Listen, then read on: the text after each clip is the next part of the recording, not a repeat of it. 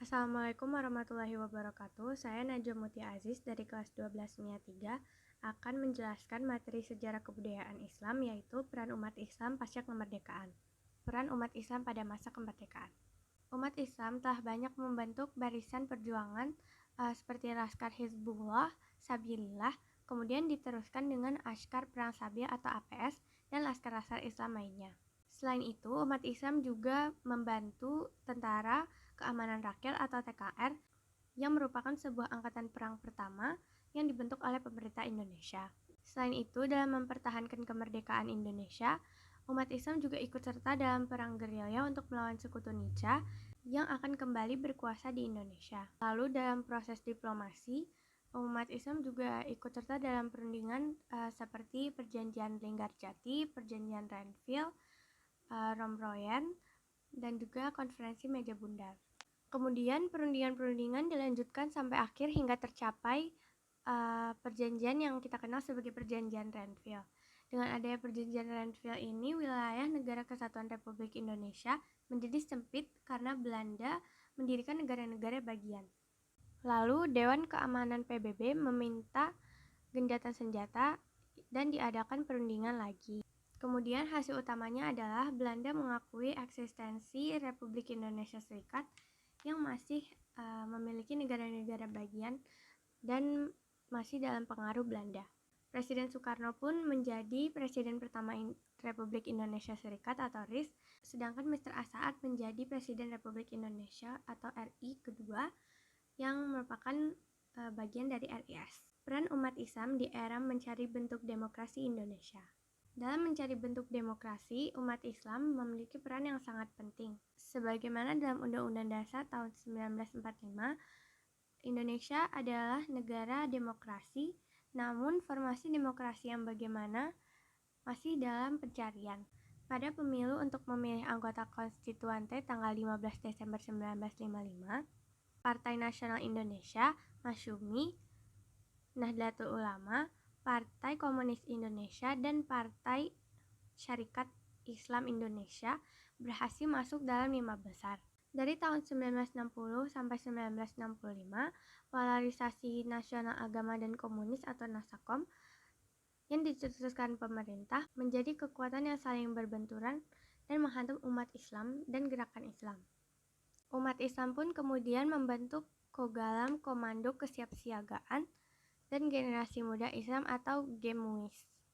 Selain itu, organisasi-organisasi Islam itu mendirikan pasukan seperti Banser, Kokam, Brigade Pelajar Islam Indonesia atau PII, Korba Himpunan Mahasiswa Islam atau HMI, dan sebagainya sebagai kekuatan untuk menghadapi pemberontakan PKI tahun 1965. Peran umat Islam pada era Orde Baru. Awal kebangkitan Orde Baru adalah dalam rangka kembali kepada Undang-Undang Dasar 1945 dan Pancasila secara murni dan konsekuen, memperbaiki struktur birokrasi serta demokrasi bersih dan sehat. Awalnya umat Islam memberi dukungan dan merupakan eksponen dan dijadikan tumpuan. Namun selanjutnya eksponen umat Islam mulai ditinggalkan dan bahkan gerakan-gerakan umat Islam mulai dimandukan. Pemilihan umum DPR dan DPRD tingkat 1 provinsi dan tingkat 2 kabupaten kota se-Indonesia kemudian diselenggarakan secara serentak pada 5 Juli tahun 1971 dan hasil suara terbanyak diperoleh Partai Golongan Karya dengan 34.348.673 suara. Sejak pemilu tahun 1971, pemilu berikutnya diselenggarakan pada tahun 1982, 1987, 1992, dan 1997. Dengan peserta pemilu hanya diikuti oleh 2 partai politik dan 1 golongan karya, yaitu 1 Partai Persatuan Pembangunan atau PPP, golongan karya atau Golkar, dan Partai Demokrasi Indonesia atau PDI. Perolehan hasil suara terbanyak selalu diperoleh oleh Golkar. Pemerintah Orde Baru kemudian banyak meninggalkan potensi umat Islam sampai puncaknya yaitu kebijakan terhadap umat Islam adalah dilarangnya partai dan organisasi massa memakai asas Islam. Kebijakan ini sama seperti yang dilakukan saat masa kolonial Belanda atas nasihat Snoek Horgrondje untuk membatasi gerakan umat Islam di Indonesia. Dan kebijakan-kebijakan Orde Baru ini banyak memberikan dampak kepada umat Islam, seperti peranan politik umat Islam yang mengusung cita-cita Islam tidak dapat tempat yang layak dan bahkan dikucilkan dengan cara rekayasa politik. Kemudian umat Islam juga mencari jalan lain, tidak melalui politik praktis, yaitu lebih menggiatkan kepada gerakan dakwah, sosial, pendidikan, dan kebudayaan. Pemerintah Orde Baru kemudian terus membatasi langkah gerakan Islam itu.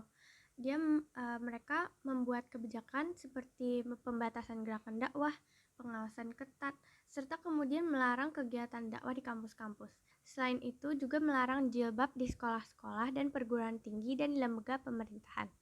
Berjilbab bagi kaum wanita dicitrakan sebagai Islam radikal.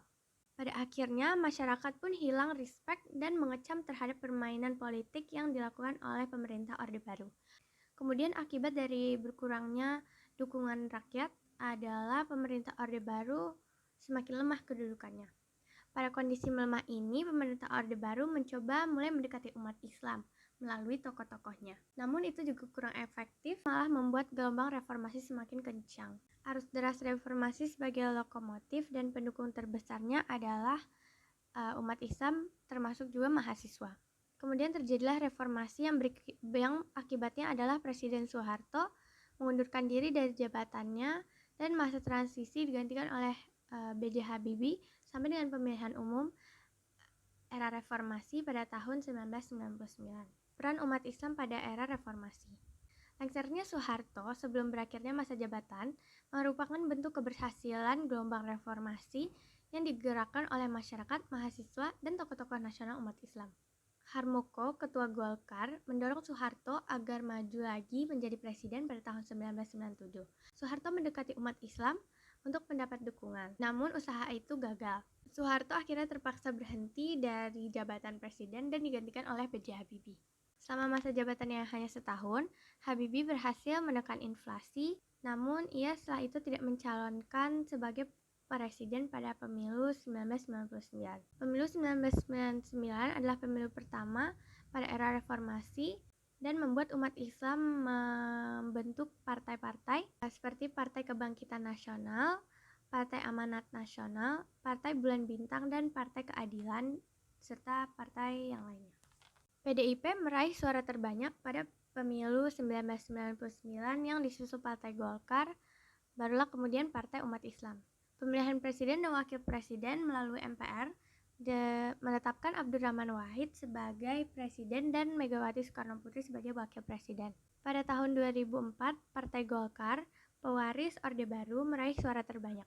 Tetapi pemilu presiden dan wakil presiden dimenangkan oleh pasangan Susilo Bambang Yudhoyono dan Yusuf Kala.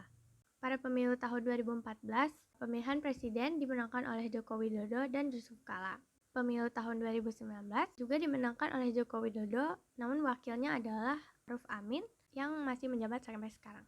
Kesimpulan dari materi ini adalah peran umat Islam itu sangat penting dan krusial sekali dalam masa setelah kemerdekaan ini, karena banyak sekali usaha yang dilakukan oleh umat Islam, baik itu dalam perang dan juga dalam perjuangan diplomasi. Walaupun banyak ditentang, apalagi pada masa Orde Baru, tetapi umat Islam tetap terus berusaha dalam mempertahankan kemerdekaan Indonesia. Sekian dari saya, mohon maaf bila ada kesalahan. Wassalamualaikum warahmatullahi wabarakatuh.